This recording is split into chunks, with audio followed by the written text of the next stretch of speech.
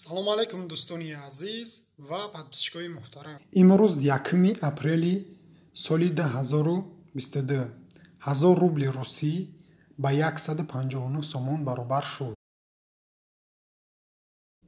дин абади 155 сомон ва имрӯз бошад 159 сомон.